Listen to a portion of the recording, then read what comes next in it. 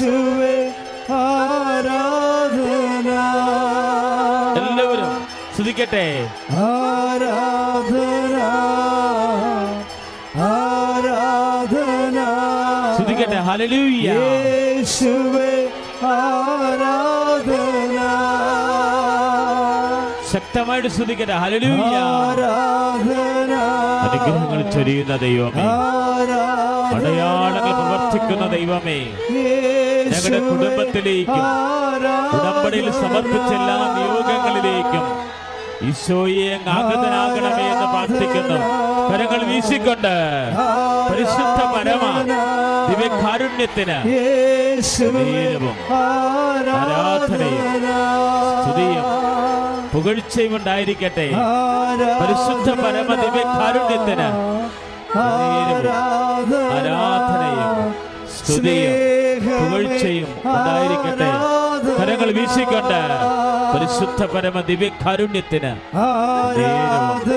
ആരാധനയും സ്തുതിയും പുകഴ്ചയും ഉണ്ടായിരിക്കട്ടെ. Hallelujah hallelujah hallelujah hallelujah. കരങ്ങൾ ഉയർത്തി സ്തുതിക്കട്ടെ. ഹല്ലേലൂയ.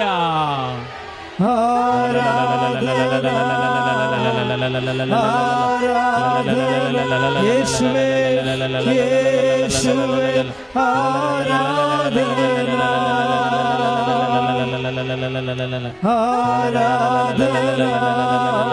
യേശുവേ യേശുവേ യേശുവേ കർത്താവേ, അങ്ങയെ വാഴ്ത്തി സ്തുതിക്കുന്ന കർത്താവേ, ആരാധിക്കുന്നു. ഹല്ലേലൂയ. യേശുവേ മഹത്വം, യേശുവേ സ്തോത്രം, യേശുവേ ആരാധന. Hallelujah hallelujah hallelujah hallelujah hallelujah hallelujah hallelujah hallelujah. കരങ്ങൾ ഉയർത്തിക്കൊണ്ട് യേശുവേ സ്തുതിച്ച് പ്രാർത്ഥിക്കുന്ന കർത്താവേ, ഹല്ലേലൂയ. അമ്മേ പരിശുദ്ധ ദൈവമാതാവേ, ഉടമ്പടി പ്രാർത്ഥനയെ സമർപ്പിക്കുന്നു. ഉടമ്പടി എടുത്ത മക്കളെ സമർപ്പിക്കുന്നു. അവർ സമർപ്പിച്ച നിയോഗങ്ങളെ സമർപ്പിക്കുന്നു. അമ്മേ പരിശുദ്ധമ്മേ, പരിശുദ്ധമേ, ദേവമാതാവേ, കൃപാസനത്തിലൂടെ ഞങ്ങൾക്ക് ഞങ്ങളുടെ ദേശത്തിന് അമ്മ മാധ്യസ്ഥം തേടി തന്ന എല്ലാ അനുഗ്രഹങ്ങൾക്കും കൃപകൾക്കും ഞങ്ങളിപ്പോൾ ഹൃദയം നിറഞ്ഞ നന്ദി പറയുന്നു. അമ്മേ പരിശുദ്ധമേ, ദേവമാതാവേ, 2004 ഡിസംബർ 7-ാം തീയതി ഉച്ച കഴിഞ്ഞ് 2:30 കൃപാസനത്തിൽ സംഭവിച്ച അമ്മയുടെ പ്രത്യക്ഷപ്പെടലിനെ കുറിച്ച് തിരുസഭയ്ക്ക് സമർപ്പിച്ചിരിക്കുന്ന പഠനരേഖകളുടെ മേൽ വസ്തുനിഷ്ഠവും ദൈവശാസ്ത്ര വിധിപ്രകാരമുള്ളതുമായ അന്വേഷണ പഠനങ്ങൾ നടത്തി ആ പ്രത്യക്ഷപ്പെടലിലൂടെ പ്രകടമായ ദേവമാതാവിന്റെ പ്രത്യേക കരുതലും സംരക്ഷണവും വെളിപ്പെടുത്തുന്ന പീഡിതരുടെ ആശ്വാസവും പ്രവാചകന്മാരുടെ രാജ്ഞിയും വാഗ്ദാനത്തിന്റെ പേടകവും പ്രപഞ്ച പ്രകൃതിയുടെ മാതാവുമായ പരിശുദ്ധ അമ്മയുടെ ഭക്തി തിരുസഭയിൽ കൂടുതൽ പ്രചരിച്ച് ജീവിതത്തിന്റെ ദുരന്ത അവസ്ഥകളിൽ അകപ്പെട്ട് കഴിയുന്ന അനേകായിരം മക്കൾക്ക് ദൈവത്തിന്റെ സാന്നിധ്യവും സന്ധിപ്പും കൂടുതൽ അനുഭവിക്കുക വഴി ആത്മീയ വിശുദ്ധി ദൈവശക്തിയും കൈവരിക്കുവാൻ ഞങ്ങളുടെ കുടുംബങ്ങളെ അനുഗ്രഹിക്കണമേ. അമ്മേ പരിശുദ്ധമേ, ദേവമാതാവേ, ഭൂസ്വലോകങ്ങളുടെ രാജ്ഞിയായ അങ്ങേക്ക് ഭൗമ സംരക്ഷണത്തിന് പ്രപഞ്ച പ്രകൃതിയെ തിരുസഭ പ്രതിഷ്ഠിക്കുവാൻ ഈ പ്രത്യക്ഷീകരണം ഇടയാക്കണമേ. പരിശുദ്ധമ്മേ, ജപമാല മാതാവേ, സകല കൃപാസനം പ്രാർത്ഥനകളോട് ചേർത്ത് ഞങ്ങളിപ്പോൾ പരിശുദ്ധ അമ്മ വഴി അൾത്താരയിൽ പ്രതിഷ്ഠിച്ചിരിക്കുന്ന ദിവ്യകാരുണ്യ ഈശോയ്ക്ക് കുടുംബത്തിൻ്റെ പ്രത്യേക നിയോഗത്തിനായി അൾത്താരയിൽ സാന്നിധ്യം നൽകുന്ന ദിവ്യകാരുണ്യ ഈശോയ്ക്ക് പരിശുദ്ധ അമ്മ വഴി നിങ്ങളുടെ ഉടമ്പടി നിയോഗങ്ങൾ, പ്രാർത്ഥന ആവശ്യങ്ങൾ മൗനമായി സമർപ്പിക്കുക.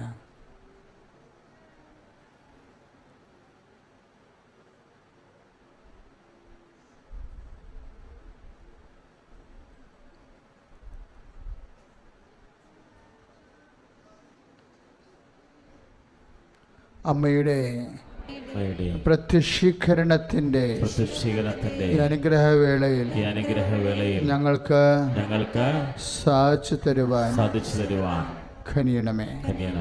സ്തുതികട ഹല്ലേലൂയ. കരങ്ങൾ ഉയർത്തിക്കൊണ്ട് സ്തുതിക്കട്ടെ. യേശുവേ ആരാധന, ദൈവമേ ആരാധന. Hallelujah, hallelujah. കരങ്ങൾ ഉയർത്തിക്കൊണ്ട് അതേ പരിശുദ്ധ മാതാവേ, ഉടമ്പടി നിയോഗങ്ങളെ സമർപ്പിക്കുന്നു. ഉടമ്പടി പുതുക്കിയപ്പോൾ നിയോഗങ്ങൾ സമർപ്പിക്കുന്നു.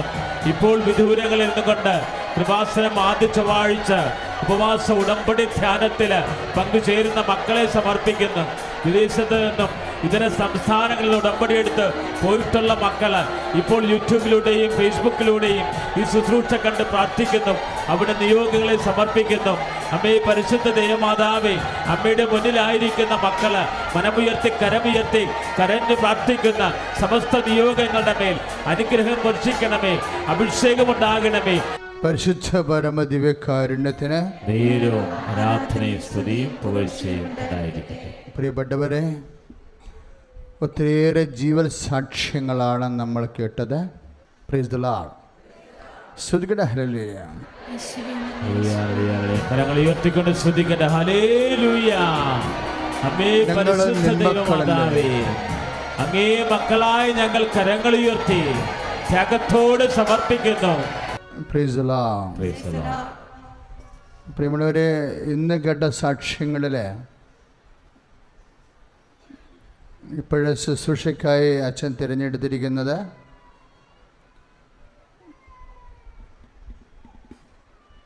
പാലായിൽ നിന്നുള്ള സാക്ഷ്യമാണ്. KM ജോസിൻ്റെ സാക്ഷ്യം. കാരണം 2 പ്രാവശ്യം അദ്ദേഹം ഉടമ്പടിയുടെ ഉപ്പ് കൊണ്ടുപോയി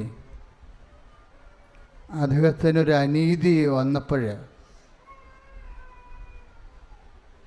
2 പ്രാവശ്യവും, ഒന്ന് ഒരു അദ്ദേഹത്തിൻ്റെ അതിർത്തി പ്രദേശങ്ങളിലെ കുടുംബത്തിൻ്റെ സ്ഥലത്തിൻ്റെ അതിർത്തിയിൽ വലിയ മതിൽ ഇടിഞ്ഞു വീണിട്ട് അത് എടുത്തു മാറ്റാൻ പറ്റാത്തൊരവസ്ഥ വന്നു. അപ്പം അതിൻ്റെ ഉടമസ്ഥനെ പോലും ആരാണെന്നൊരു പിടിയുമില്ലാണ്ടായി. ഉടമസ്ഥൻ വിദേശത്താണ്, എവിടെയാണെന്നും ആരാണെന്നും ഇതെവിടെയാണ് തുടങ്ങേണ്ടതെന്നറിയത്തില്ല.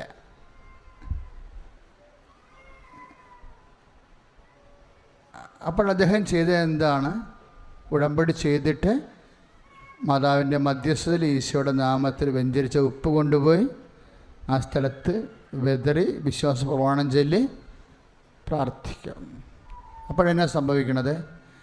അപ്പോൾ അതിൻ്റെ റൂട്ട് ഉടനെ മാതാവ് തെളിച്ചു കൊടുക്കും. ഈ ബുദ്ധി വില്ലേജ് ഓഫീസൊക്കെ അവിടെ തന്നെ ഉള്ളതാണ്. പക്ഷെ നമ്മുടെ ബുദ്ധിയിലൂടെ തോന്നണ്ടേ നമുക്കത്? അതാണ് പ്രശ്നം. എല്ലാ കാര്യങ്ങളും നമ്മുടെ വിടുതലിൻ്റെ പല മാർഗങ്ങളും ഈസി ആയിരിക്കാം. ചിലപ്പോൾ നമുക്കത് ആ സമയത്ത് പറയില്ല, അയ്യോ ആ സമയത്ത് ഞാനത് ഓർത്തില്ലെന്നൊക്കെ പറയത്തില്ലേ, ഇല്ലേ? ഇപ്പം പെന്തക്കോസ്താ ദിവസം അടുത്ത് വരികയാണ്. എല്ലാം ഓർപ്പിക്കുന്ന പരിശുദ്ധാത്മാവിൻ്റെ തിരുനാളാണ്. അപ്പോൾ ദൈവതിരുസന്നിധിയിൽ പരിശുദ്ധ അമ്മയ്ക്ക് ആ വിഷയം സമർപ്പിച്ചപ്പോൾ അത് എവിടെ തുടങ്ങണമെന്ന് ഉടനെ റൂട്ട് കിട്ടി അല്ലേ. അദ്ദേഹം വലിയ ഓഫീസിൽ ചെന്നു, സംസാരിച്ചു.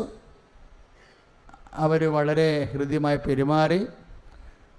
അതിൻ്റെ സർവേ നമ്പരും അടുത്ത സ്ഥലത്തെ സർവേ നമ്പരും അതിൻ്റെ ഉടമസ്ഥൻ്റെ പേരും കൊടുത്ത് അദ്ദേഹത്തിൻ്റെ വീട്ടിൽ പോയി.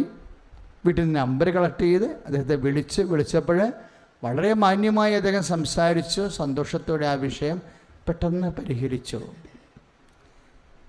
ഇതുപോലെ തന്നെ വേറെ ഒരു സംഭവം അദ്ദേഹം പറയുന്നത്, അതും ഉപ്പാണ്. ഉടമ്പടി നേർച്ച വസ്തുക്കളെ കുറിച്ച് പത്രത്തിൻ്റെ 6-7 പേജുകളിലുണ്ട്.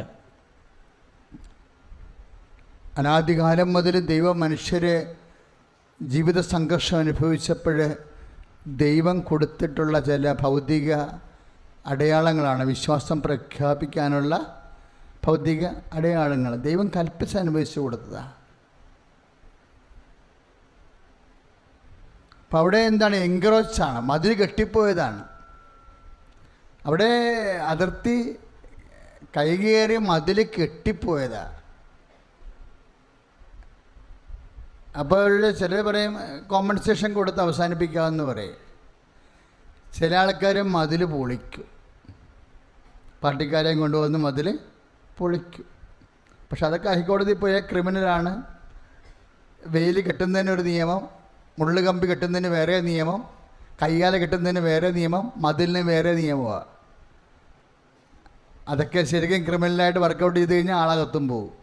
ഇപ്പോൾ വെയിൽ പൊളിക്കണം നിസ്സാര കാര്യമൊന്നുമല്ല, അതൊക്കെ കൂടി ഉണ്ടായാലും. പക്ഷേ ഇത് തെളിവില്ലാതെ സംഭവം വളരെ സുന്ദരമായി സ്വർഗീയമായി വിഷയം പരിഹരിക്കുന്ന രീതി കണ്ടില്ലേ. അവിടെ കൊണ്ട് ഉപ്പിട്ട് വിശ്വാസ പ്രമാണം ചൊല്ലി പ്രാർത്ഥിച്ചപ്പോൾ അത് സ്വയം പൊളിച്ചു മാറ്റാനുള്ള ഒരു ദൈവിക പരിഹാരം വന്നു ചേരുകയാണ്. അപ്പം ഇതൊക്കെ കേൾക്കുമ്പോൾ നിങ്ങൾക്ക് എന്താ തോന്നണത്? ജീവിതത്തിലൊന്നും പ്രയാസമല്ല. പരിശുദ്ധ അമ്മയുടെ മധ്യസ്ഥം ഉണ്ടെങ്കിൽ ഏത് വിഷയവും ഇലക്കും മുള്ളിനും ദോഷമില്ലാത്ത രീതിയിൽ പരിഹരിക്കാൻ കഴിയും. സ്തുതിക്കട്ടെ, ഹല്ലേലൂയ. ദൈവമേ, ഞങ്ങളുടെ നീറുന്ന വിഷയങ്ങളുടെ മേൽ ഇടപെടണമേ എന്ന് പ്രാർത്ഥിക്കുന്നു. ദൈവതിരുനാമത്തിനും മഹത്വമുണ്ടായിരിക്കട്ടെ. എൻ്റെ പേര് ശോശാമ എബ്രഹാം. എൻ്റെ ഇവിടെ നിൽക്കുന്നത് ഹസ്ബൻഡ് എബ്രഹാം വർഗീസ്, എൻ്റെ മകൻ റിജിൻ ജോസ്. ഞാൻ പത്തനംതിട്ട അടൂർ പറന്തലിൽ നിന്ന് വരുന്നു. അരമനപ്പള്ളി സെൻറ്റ് ജോർജ് ഓർത്തഡോക്സ് പള്ളിയിൽ നിന്ന് ഞാൻ വരുന്നു. എനിക്ക് കിട്ടിയ അനുഭവസാക്ഷ്യം പറയാനാണ് ഞാനിവിടെ നിൽക്കുന്നത്. 2024 ഫെബ്രുവരി 28 ഞാൻ ഉടമ്പടി എടുത്തത്. എനിക്ക് ആദ്യം കിട്ടിയ നിയോഗം എൻ്റെ മോന് ജോലിക്ക് വേണ്ടിയായിരുന്നു. ജോലിയുടെ കാര്യം മോൻ പറയും. ദൈവതിരുനാമം മഹത്വപ്പെടട്ടെ. എനിക്ക് പ്രധാനമായിട്ടും പറയാനുള്ള അനുഭവ സാക്ഷ്യങ്ങൾ 3 കാര്യങ്ങളാണ്. അതിലൊന്നാമത്തേതാണ് MBA പഠന കാലഘട്ടത്തിൽ ക്യാമ്പസ് സെലക്ഷൻ വഴി ജോലി കിട്ടിയത്. MBA സെലക്ഷൻ എൻ്റെ ജീവിതത്തിൽ ഞാൻ കരുതിയിരുന്ന ഒന്നല്ല MBA എടുക്കുക എന്നുള്ളത്. അപ്പോൾ അങ്ങനെ ക്യാമ്പസ് സെലക്ഷൻ്റെ ഇൻ്റർവ്യൂ കാര്യങ്ങൾ വന്നപ്പം ഞാൻ ഫസ്റ്റ് ഇൻ്റർവ്യൂവിന് പങ്കെടുത്തിരുന്നു. അപ്പം അതിൻ്റെ ഫൈനൽ റൗണ്ട് വരെ പോയി സെലക്ട് ആയില്ല. സങ്കടമൊന്നും തോന്നിയില്ല, കാരണം ഇതിനു മുന്നേ അങ്ങനെ എക്സ്പീരിയൻസ് ഒന്നും ഇല്ലായിരുന്നു. എൻ്റെ അപ്പനെ വിളിച്ചു പറഞ്ഞ സമയത്ത് അപ്പൻ മറ്റേ സിനിമയിൽ പറഞ്ഞതുപോലെ പാർട്ടിസിപ്പേഷൻ ഈസ് എവരിത്തിങ്, നീ മുന്നോട്ട് പോയിക്കോളാൻ പറഞ്ഞു. അങ്ങനെ രണ്ടാമത്തെ ഇൻ്റർവ്യൂവും വന്നു. ഞാൻ കാര്യമായിട്ട് ഫൈനൽ റൗണ്ട് വരെ പ്രിപ്പയർ ചെയ്ത് മുന്നോട്ട് പോയി. പക്ഷേ ആ റൗണ്ടിൽ ഞാൻ ഫെയിലായിപ്പോയി. അതിലും എനിക്ക് സെലക്ഷൻ ഉണ്ടായില്ല. പക്ഷെ അപ്പോഴും എൻ്റെ കോൺഫിഡൻസ് ഒന്നും പോയിട്ടുണ്ടായിരുന്നില്ല. 1 പഠിച്ചാൽ 3 തീരുമെന്നാണ്. അങ്ങനെ 3ാമത്തെ കമ്പനി വന്നു. അതിൻ്റെ ഫൈനൽ റൗണ്ട് വരെ എത്തി. അവിടെയും എനിക്ക് കിട്ടിയില്ല. അപ്പോൾ എൻ്റെ സകലമാന കോൺഫിഡൻസും പോയി. വീട്ടിൽ വിളിച്ച് അപ്പനോടും അമ്മയോടും കാര്യം പറഞ്ഞു. അപ്പോൾ എൻ്റെ അമ്മ പറഞ്ഞ കാര്യമുണ്ട്, നീ ഒന്നുകൊണ്ടും പേടിക്കണ്ട, നീ ഇങ്ങനെ 1 പിഴച്ചാൽ 3 കാര്യങ്ങളൊന്നും നോക്കണ്ട, അമ്മയോട് പറഞ്ഞിട്ടുണ്ട്, അമ്മ മാതാവ് നോക്കിക്കോളൂ എന്ന് പറഞ്ഞു. അങ്ങനെ അടുത്ത കമ്പനി ഞാൻ ചൂസ് ചെയ്ത സ്ട്രീം എന്ന് പറയുന്ന മാർക്കറ്റിംഗ് ഓപ്പറേഷനാണ്. അപ്പം അടുത്ത ഒരു ദിവസം ഡേറ്റ് കമ്പനി വന്നത് 2 കമ്പനികൾ ഒരുമിച്ച് ഒരു ദിവസം വരുമെന്നായിരുന്നു. അപ്പോൾ കോളേജിൽ നിന്ന് അറിയിച്ചത് 2 കമ്പനികളിൽ നിങ്ങൾക്ക് ഇൻ്റർവ്യൂ അറ്റൻഡ് ചെയ്യാൻ പറ്റും, 2 സമയക്രമീകരണമാണെന്നാണ്. പക്ഷേ ആ ദിവസം വന്നപ്പോൾ ഓറിയൻറ്റേഷൻ്റെ സമയത്ത് പ്ലേസ്മെൻറ്റ് സെല്ലിൽ നിന്ന് സാറ് വന്നിട്ട് പറഞ്ഞു, കമ്പനികൾക്ക് ചില സാങ്കേതിക കാരണങ്ങൾ കൊണ്ട് ഒരേ സമയത്തായിരിക്കും അവർ ഇൻ്റർവ്യൂ നടത്തുക, നിങ്ങൾക്ക് ഏതെങ്കിലും ഒന്ന് ചൂസ് ചെയ്യാമെന്ന് പറഞ്ഞു. അപ്പോൾ ഞാൻ ഭയങ്കരമായിട്ട് കൺഫ്യൂസ്ഡ് ആയിട്ടാണ് അവിടെ കോളേജിലിരുന്നത്. അപ്പോൾ എൻ്റെ ഉള്ളിൽ നിന്ന് ആരോ പറയുന്നുണ്ട്, നീ അടുത്ത കമ്പനിയിലേക്ക്, മറ്റേ കമ്പനിയിലേക്ക് അതിൻ്റേതായ ഹോളിലേക്ക് ഇൻ്റർവ്യൂ അറ്റൻഡ് ചെയ്യാനായിട്ട് പോയിക്കൊള്ളുക എന്ന് പറയുന്നുണ്ട്. അപ്പോൾ ഞാൻ അവിടെ നിന്ന് കൈപൊക്കിയിട്ട് ഞാൻ അപ്പുറത്തെ ഹാളിലേക്ക് പോവുകയാണ്, എനിക്ക് മറ്റേ കമ്പനി മതി എന്ന് പറഞ്ഞിട്ട് ഞാൻ അങ്ങോട്ടേക്ക് പോയി. അങ്ങനെ GDയും ആപ്റ്റിറ്റ്യൂഡും ഇൻ്റർവ്യൂ ഒക്കെ കഴിഞ്ഞിട്ട് ഫൈനൽ റിസൾട്ട് വന്നപ്പോൾ ഞാനതിൽ സെലക്റ്റായി. അങ്ങനെ അന്ന് കയറിയ കമ്പനിയിൽ ഈ മാസാവസാനത്തോടുകൂടെ ഞാൻ 1 വർഷം പൂർത്തീകരിക്കുകയാണ്. രണ്ടാമത്തെ കാര്യം എനിക്ക് പറയാനുള്ളത്, MBA പഠിക്കാൻ കയറിയപ്പോൾ എനിക്ക് സപ്ലി എക്സാം ക്ലിയർ ആക്കാൻ പറ്റിയതാണ്. ഞാൻ ഈ പറഞ്ഞ പോലെ ഞാൻ ആദ്യം കരുതിയിരുന്നത്, ഞാൻ വിചാരിച്ചിരുന്ന ഒരു ഫീൽഡെന്ന് പറയുന്നത് ഇതൊന്നുമായിരുന്നില്ല. ഞാൻ എൻ്റെ ഡിഗ്രിയും മാസ്റ്റേഴ്സും ഒക്കെ പഠിച്ചത് ഇംഗ്ലീഷ് ലിറ്ററേച്ചറായിരുന്നു. അതുകൊണ്ട് തന്നെ MBA ചൂസ് ചെയ്ത സമയത്ത് എനിക്കൊരു സിങ്ക് കിട്ടാത്തത് കൊണ്ട് തന്നെ നല്ല ബുദ്ധിമുട്ടുണ്ടായിരുന്നു. ലയബിലിറ്റി അസറ്റ് എന്നൊക്കെ കേൾക്കുമ്പം എൻ്റെ തലയിൽ കൂടെ കിളി പറന്നിരുന്നു. പക്ഷേ അത് പിന്നീട് ഓരോ ദിവസം കഴിയുമ്പോൾ തോറും എനിക്ക് തോന്നി ഇത് എന്നെ കൊണ്ട് ക്ലിയർ ആക്കാൻ പറ്റും, പകുതിക്ക് വെച്ച് നിർത്തേണ്ട കാര്യമില്ലെന്ന് തോന്നി. പക്ഷേ റിസൾട്ട് വന്നപ്പോഴാണ് അറിഞ്ഞത് എനിക്ക് സപ്ലി ഉണ്ടായി എന്നുള്ളത്. പക്ഷേ ഞാൻ അമ്മയോടും അപ്പനോടും പറഞ്ഞപ്പോൾ അവർ പറഞ്ഞു, ഒന്നുകൊണ്ട് പേടിക്കണ്ട, സപ്ലി നിന്നെ കൊണ്ട് ക്ലിയർ ആക്കാൻ പറ്റുമെന്ന്. അങ്ങനെ സപ്ലി എക്സാമിൻ്റെ സമയം വന്നപ്പം എനിക്ക് അടുത്ത സെമസ്റ്റർ എക്സാം ക്ലിയർ ചെയ്യേണ്ടതായിട്ടുണ്ട്, പ്ലേസ്മെൻറ്റ് പ്രൊസീജിയേഴ്സിൻ്റെ കാര്യങ്ങൾ പ്രിപ്പയർ ചെയ്യേണ്ടതായിട്ടുണ്ട്, എല്ലാം കൂടി ഒരുമിച്ച് വന്നു. എനിക്ക് നല്ല ടെൻഷൻ ഉണ്ടായിരുന്നു. പക്ഷെ അമ്മയുടെ ഒരു വാക്കുണ്ട്, അമ്മ മാതാവിനെ ഏൽപ്പിച്ചിട്ടുണ്ടെന്നുള്ളത്. അപ്പോൾ ഞാൻ എന്നെക്കൊണ്ട് പറ്റുന്ന പോലെയൊക്കെ തലേ ദിവസം കാര്യങ്ങളൊക്കെ ഇരുന്ന് നോക്കിയിട്ട് കോളേജിലേക്ക് വണ്ടി എടുത്ത് പോയി. അപ്പോൾ ഞാൻ പോകുന്ന വഴിയിൽ പറയുന്നുണ്ട്, കൃപാസന മാതാവേ കൂടെ ഉണ്ടാകണമേ, കൃപാസന മാതാവേ കൂടെ ഉണ്ടാകണമേ എന്ന്. അങ്ങനെ അവിടെ ചെന്നപ്പോൾ ഞാൻ ഉപ്പും തൈലവുമായിട്ടാണ് പോയത്. അപ്പം ഉപ്പ് ചെറിയൊരു അംശം എടുത്തിട്ട് പേപ്പറിൽ വെച്ചിട്ടാണ് ഞാൻ ഹോളിലേക്ക് കയറിയത്. അപ്പം പരീക്ഷയ്ക്ക് മുമ്പായിട്ട് ഹോളിൽ വിതറിയിട്ട് വിശ്വാസ പ്രമാണമൊക്കെ പ്രാർത്ഥിച്ചുകൊണ്ട് ഞാൻ എക്സാം എഴുതിയപ്പം എനിക്ക് വലിയ ഐഡിയ ഒന്നുമില്ല, അറിയാവുന്ന കാര്യങ്ങളൊക്കെ പേപ്പറിൽ എഴുതി വെച്ചു. എക്സാം കഴിഞ്ഞ പാടെ അമ്മ വിളിച്ചു, കാര്യങ്ങൾ തിരക്കി, വീട്ടുകാരെ ടെൻഷനാക്കണ്ടെന്ന് കരുതിയിട്ട് ഞാൻ പറഞ്ഞു പതിവ് പോലെ കുഴപ്പമില്ലായിരുന്നു എന്ന്. എനിക്കറിയാൻ മേലായിരുന്നു, എൻ്റെ സൈഡിൽ നിന്നുള്ള എഫോർട്ട് ഞാൻ ഇട്ടു, ബാക്കിയൊക്കെ അമ്മ മാതാവിൻ്റെയും ദൈവത്തിൻ്റെയും കയ്യിലാണ്. പക്ഷേ റിസൾട്ട് വന്നപ്പോൾ അങ്ങനെ MBAയും ക്ലിയറായി. മൂന്നാമത്തെ അനുഭവ സാക്ഷ്യം എന്ന് പറയുന്നത്, ഈ പറഞ്ഞ പോലെ എനിക്ക് അക്കാദമിക്സിൽ വലിയ മികവൊന്നും കാണിക്കാൻ പറ്റിയിരുന്നില്ല. ഞാൻ ഒരിക്കലെടുത്ത തീരുമാനം ഇതിൽ നിന്നൊക്കെ വിഭിന്നമായിരുന്നു, ഇതിൽ നിന്നും വ്യത്യസ്തമായൊരു തീരുമാനമായിരുന്നു. അപ്പം ഞാൻ തിരഞ്ഞെടുത്ത വഴിയിൽ ഞാൻ തിരഞ്ഞെടുക്കപ്പെട്ടിട്ടില്ലെന്ന് മനസ്സിലായപ്പം അത് തിരിച്ചറിഞ്ഞ ആ ദിവസം എൻ്റെ അമ്മ കരയുന്നത് ഞാൻ കണ്ടു, എൻ്റെ അപ്പൻ ആദ്യമായിട്ട് കരയുന്നത് ഞാൻ കണ്ടു. അപ്പം എൻ്റെ ഉള്ളിൽ അന്ന് നല്ല ആഗ്രഹമുണ്ടായിരുന്നു, എന്നെങ്കിലും ഒരു സമയത്ത് എന്നെക്കുറിച്ച് ഓർത്ത് അഭിമാനിക്കുന്ന ഒരു ദിവസം വരണമെന്ന്. അങ്ങനെ കോൺവക്കേഷൻ്റെ ദിവസം എത്തി. ഞാൻ അത്യാവശ്യം നല്ല സംസാരിക്കുന്ന കൂട്ടത്തിലാണ്. അപ്പോൾ എൻ്റെ ഫാക്കൽറ്റീസിനോടൊക്കെ ഞാൻ എൻ്റെ കാര്യങ്ങൾ പറഞ്ഞിട്ടുണ്ട്.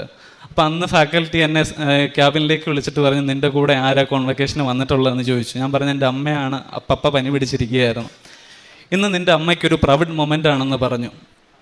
അപ്പോൾ എനിക്ക് കാര്യമൊന്നും അറിയത്തില്ല, കാരണം ഫൈനലി എനിക്ക് അക്കാദമിക്സിൽ കഴിവ് തെളിയിക്കാൻ പറ്റുന്ന MBA പ്രൊജക്റ്റാണ്. അപ്പോൾ MBA പ്രൊജക്റ്റിൻ്റെ സമയത്താണ് ഞാൻ ക്യാമ്പസ് സെലക്ഷൻ വഴി ജോലിക്ക് കയറിയത്. തുടക്ക സമയത്ത് ട്രിവാൻഡ്രം ഓഫീസിൽ പോകണമായിരുന്നു. അപ്പം അതും പ്രൊജക്റ്റ് പ്രിപ്പറേഷനും ഒന്നും നടക്കുന്ന കാര്യമല്ലായിരുന്നു, കാരണം രാവിലെ ഓഫീസിൽ പോകും, വൈകുന്നേരം തിരിച്ചു വന്ന് 8 മണിയാവും. പക്ഷെ എനിക്ക് കിട്ടിയ ഗൈഡ് എന്നെ നന്നായിട്ട് ഹെൽപ്പ് ചെയ്തിരുന്നു. ഞാൻ അന്ന് താമസിച്ചത് ഒരു PG ഹോസ്റ്റലിലാണ്. അവിടെ ഉണ്ടായിരുന്ന ഇതുവരെ ഒരു പരിചയമില്ലാത്ത സുഹൃത്തുക്കൾ വരെ അമ്മ മാതാവിൻ്റെ അനുഗ്രഹം കൊണ്ട് അവർ വരെ ഡേറ്റ കളക്ഷനും കാര്യങ്ങൾക്കുമായിട്ട് എന്നെ സപ്പോർട്ട് ചെയ്യാനുണ്ടായിരുന്നു. അങ്ങനെ കോൺവക്കേഷൻ ദിവസം എക്സലൻസ് അവാർഡ്സ് വിളിക്കുന്ന കൂട്ടത്തിൽ അന്നേരമാണ് ഞാൻ അറിയുന്നത് 2022-24 ബാച്ചിലെ MBA ബാച്ചിലെ ബെസ്റ്റ് പ്രൊജക്റ്റ് ഞാൻ ചെയ്തതായിരുന്നു എന്ന്. അത് എൻ്റെ കഴിവ് കൊണ്ടോ മിടുക്കൊണ്ടൊന്നുമല്ല, എൻ്റെ അമ്മമാതാവിൻ്റെ അനുഗ്രഹം കൊണ്ടാണ്. ഇത്രയുമാണ് എനിക്ക് പറയാനുള്ള അനുഭവ സാക്ഷ്യങ്ങൾ. എനിക്ക് വേണ്ടി പ്രാർത്ഥിച്ച അപ്പനോടും അമ്മയോടും എൻ്റെ കൂടെ ഉണ്ടായ അമ്മ മാതാവിനോടും ദൈവത്തോടും ഈ സമയത്ത് നന്ദി അറിയിക്കുകയാണ്. ബാക്കി കാര്യങ്ങൾ അമ്മ പറഞ്ഞുകൊള്ളും. പിന്നെ മോന് കൂടെ പണി വരുമായിരുന്നു. 2 വയസ്സായപ്പോൾ തൊട്ട് തുടങ്ങിയ പനി ശ്വാസമുട്ടലുമാണ്. ഞാൻ ഒത്തിരി വിഷമിക്കും, കുഞ്ഞിന് എന്നും പനിയാണല്ലോ, പരീക്ഷ എഴുതാൻ പോകുമ്പോഴെല്ലാം പനിയാണ്, പഠിക്കാൻ പറ്റാത്ത അവസ്ഥയിലാണ്. ഇപ്പം മോന് 28 വയസ്സ് കഴിഞ്ഞു, അപ്പോഴും പനിയാണ്. ഞാൻ ഹോസ്പിറ്റലിൽ ഈ ഉടമ്പടി എടുത്തു കഴിഞ്ഞ ശേഷം 3 മാസത്തേക്ക് പനി വന്നില്ല. അത് കഴിഞ്ഞ ശേഷം ഞാൻ പുതുക്കാൻ വന്നപ്പോൾ മോന് നല്ല പനി, ശ്വാസം മുട്ടലുമായി. ഹോസ്പിറ്റലിൽ കൊണ്ടുപോയി. കൗണ്ടൊക്കെ അങ്ങ് കുറഞ്ഞു. ഞാൻ ഇവിടുന്ന് ഉപ്പും തേനും നേർച്ച വസ്തുക്കളെ ഉപ്പും തേനും തൈലവും കൊണ്ടുപോയി കുഞ്ഞിന് വെള്ളത്തിൽ കലക്കി കൊടുക്കുകയും തേനും ഉപ്പും വെള്ളത്തിൽ കലക്കി കൊടുക്കുകയും തൈലം നെറ്റി കുരിശ് വെച്ച് പ്രാർത്ഥിച്ചും ചെയ്തതിൻ്റെ ഫലമായിട്ട് പരിപൂർണ്ണ സൗഖ്യം ഈശോ അമ്മയും കൊടുത്തു. ഈശോയ്ക്ക് അമ്മയ്ക്കും കൂടെ നന്ദി പറയുന്നു. പിന്നെ മോൻ്റെ കാലിൽ ഒരു ചൊറിഞ്ഞ് പൊട്ടുന്ന ഒരു ഇതുണ്ടായിരുന്നു പാദത്തിൻ്റെ അവിടെ ഞാൻ അമ്മയുടെ തൈലം തേച്ച് പരിപൂർണ്ണ സൗഖ്യം കിട്ടി. അതിനും അമ്മയ്ക്ക് ഈശോയ്ക്കും അമ്മയ്ക്കും നന്ദി പറയുന്നു. പിന്നെ എൻ്റെ ജീവിത പങ്കാളിക്കും അതുപോലെ പനിയും ശ്വാസം മുട്ടലുമായിരുന്നു. അതും കുടുംബപാരമ്പര്യമായിട്ട് എല്ലാവർക്കും ഉള്ളതാണ് അവർക്ക്. അതുകൊണ്ട് ആ പനി ഇങ്ങനെ നിൽക്കുമായിരുന്നു. മോൻ ആശുപത്രി പപ്പായും ആശുപത്രിയിൽ പോയി.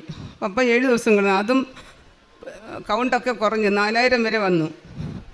ഞാനിതുപോലെ പ്രാർത്ഥിച്ച് ഉടമ്പടി എടുത്ത മോളാന്നല്ലോ, അമ്മേൻ്റെ പ്രാർത്ഥന കേൾക്കണമെന്ന് പറഞ്ഞു. അങ്ങനെ ഉപ്പും തേനും വെള്ളത്തിൽ കലക്കി കൊടുക്കുകയും നെറ്റി തൈലം തേച്ച് പ്രാർത്ഥിച്ചതിൻ്റെ ഫലമായിട്ട് പിന്നെ ഇതുവരെ ഹസ്ബൻഡിന് പനി വന്നിട്ടില്ല. ഒരു മരുന്നും കഴിക്കുന്നില്ല. ഈശോയോ അമ്മയ്ക്ക് നന്ദി പറയുന്നു. പിന്നെ അതുപോലെ കാലിലാണെങ്കിൽ ഹസ്ബൻഡിൻ്റെ കാലിലാണെങ്കിൽ കുറച്ച് ചൊറിഞ്ഞു പൊട്ടി 6 മാസം കൊണ്ടുണ്ട്. എന്തെല്ലാം ഓയിൽമെൻറ്റ് ചെയ്തിട്ട് അത് പോകത്തില്ല. പിന്നെ ഞാൻ പറഞ്ഞു അമ്മയുടെ തൈലം എടുത്ത് തേച്ച് ഇപ്പോൾ ഒരു പാട് പോലും ഇല്ല, പരിപൂർണ്ണ സൗഖ്യം കൊടുത്തു. പിന്നെ 2 ആഴ്ചയ്ക്ക് മുമ്പ് ചിലന്തി കടിച്ച് നല്ല വലുപ്പത്തിൽ പൊട്ടി ഒത്തിരി അങ്ങ് പടർന്നു. അപ്പോൾ അച്ഛൻ പറഞ്ഞു എന്ത് ചെയ്യാനാടി ഇത്? ഞാൻ പറഞ്ഞു എന്ത് ചെയ്യാനാണ്, നമുക്ക് അമ്മയുടെ തൈലം വലിയ ഇരിക്കുന്നത്, അമ്മയുടെ തൈലം തേച്ച് നമുക്ക് സൗഖ്യം കിട്ടുമല്ലോ. ഞാൻ പിന്നെ അത് തേച്ച് കൊടുത്തു. 2 ദിവസം കഴിഞ്ഞപ്പോഴേ അത് ചൂട്ട് പോലെ ഉണങ്ങിപ്പോയി, ഒരു കുഴപ്പമില്ലാതെ. ഇനി ഈശോയ്ക്കും അമ്മയ്ക്കും നന്ദി പറയുന്നു. പിന്നെ ഞാൻ അച്ഛൻ്റെ ചൊവ്വാഴ്ചത്തെ ഉടമ്പടി ധ്യാനത്തിൽ പ്രാർത്ഥിച്ചുകൊണ്ടിരുന്ന സമയത്ത്, രോഗസൗഖ്യ സമയത്ത് അച്ഛന് പറഞ്ഞു ഒരു മകളെ കർത്താവ് തൊടുന്നുണ്ട്, തലയെ കൂടി ഇങ്ങനെ ചെവിടയിലെ കൂടെ തോളയെ കൂടി ഇങ്ങനെ വേദന വരുന്നുണ്ട്. എന്താണെന്ന് അച്ഛനും പറയാൻ പറ്റത്തില്ല. എനിക്ക് സത്യത്തിൽ പറയാൻ അത്രയ്ക്ക് സഹിക്കാൻ പറ്റാത്ത വേദനയായിരുന്നു. ആ വേദന എന്ന് പറഞ്ഞാൽ എനിക്ക് ഇപ്പോഴും ഓർക്കുമ്പോൾ പേടിയാണ്. ആ വേദന ആ പ്രാർത്ഥന സമയത്ത് എനിക്ക് പരിപൂർണ്ണ സൗഖ്യം കിട്ടി. ഇതുവരെ എനിക്കൊരു കുഴപ്പം വന്നിട്ടില്ല. ഈശോയ്ക്കും അമ്മയ്ക്കും നന്ദി പറയുന്നു. പിന്നെ അടുത്തായിട്ട് അപ്പച്ചന് 94 വയസ്സുണ്ട്. അപ്പച്ചന് പൈൽസിൻ്റെ അസുഖമുണ്ട്, 3-4 വർഷം കൊണ്ടേ ഉണ്ട്. അതിന് ഇപ്പോൾ പരിപൂർണ്ണ സൗഖ്യം കിട്ടി. അത് അപ്പച്ചനും ഈ ഉടുമ്പൽ തൈലവും ഉപ്പും എല്ലാം വെള്ളത്തിൽ കലക്കി കൊടുക്കുക, അങ്ങനെയാണ് സൗഖ്യം കിട്ടിയത്. പിന്നെ ഞാനൊരു ദിവസം ആണെങ്കിൽ ഇതുപോലെ രാത്രി കിടന്നുകൊണ്ട് പാട്ട് പാടുകയാണ്. എന്തുവാന്ന് എനിക്ക് മനസ്സിലായില്ല. നന്ദിയോടെ ഞാൻ സ്തുതി പാടിടും എൻ്റെ യേശുനാഥ, എനിക്കായി നീ ചെയ്തോരോ നന്മയ്ക്കും ഇന്നോ നന്ദി ചൊല്ലുന്നു ഞാൻ. ഈ പാട്ടിങ്ങനെ ആവർത്തിച്ചുകൊണ്ട് ഞാൻ കിടക്കുക.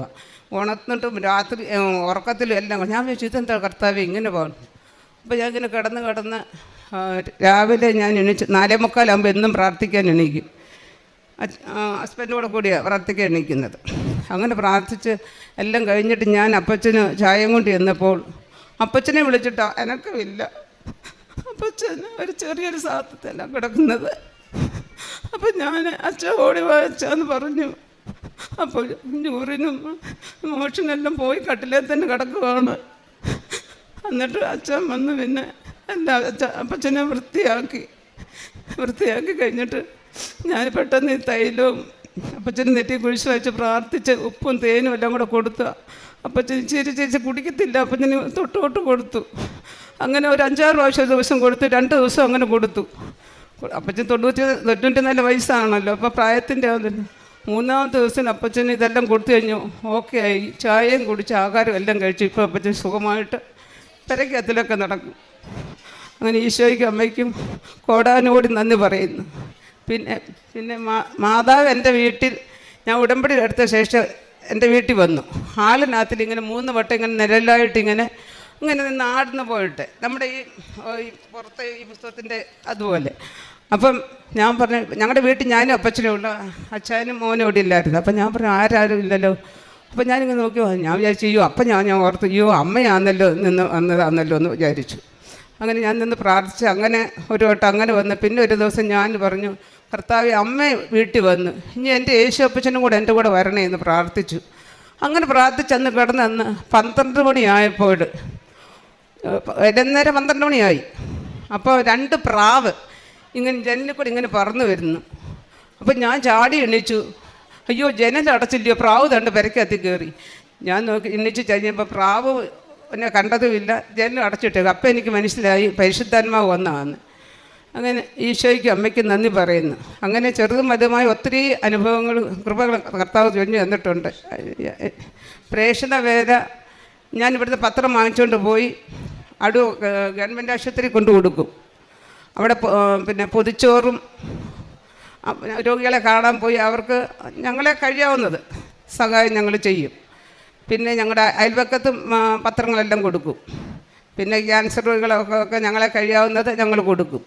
പിന്നെ തുണികൾ ഞങ്ങളുടെ അടുത്തൊരു അനാഥാലയമുണ്ട്, അവിടെ ഫുഡുകൾ കൊണ്ടു കൊടുക്കുകയും അവിടുത്തെ അപ്പച്ചനമ്മച്ചിക്ക് ഒരു വട്ടം തുണി കൊണ്ടു കൊടുത്തു.